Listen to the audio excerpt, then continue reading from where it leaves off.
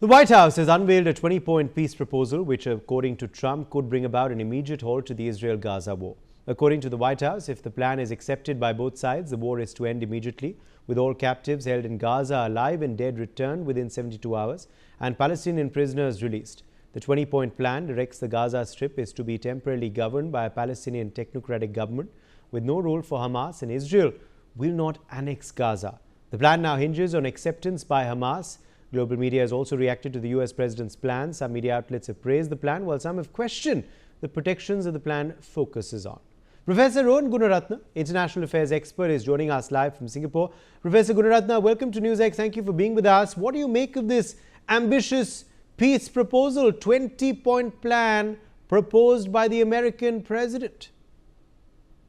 US president has discussed this extensively with the Arab governments, with Israel, and also with the European leaders. The flaw in this proposal is that Hamas has not yet been consulted, and they have announced this proposal.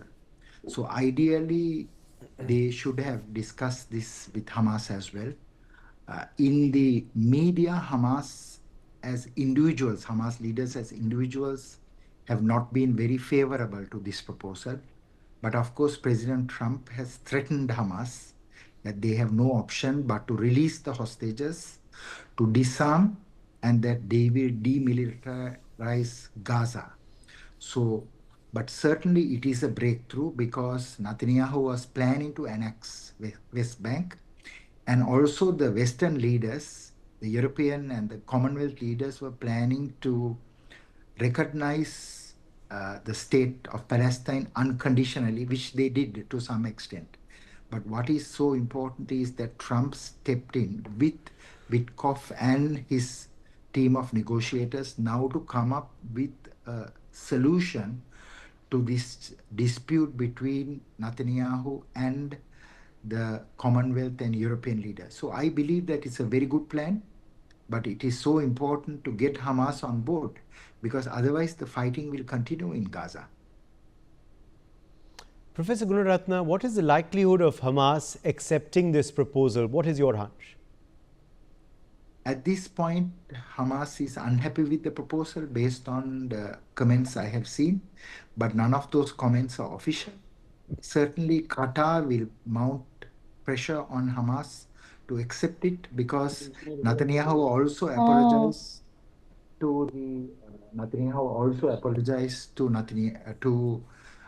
the Qatari leader.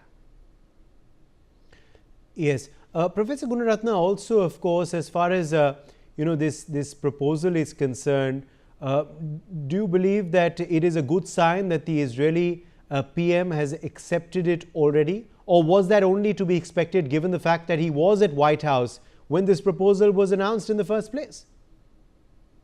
The Prime Minister of Israel was in New York for 2 days preceding the announcement of this proposal, and President Trump was in constant communication with him. It is now open source, and certainly Netanyahu accepts this proposal. So does the Arab governments, so does the European and other Commonwealth leaders. Only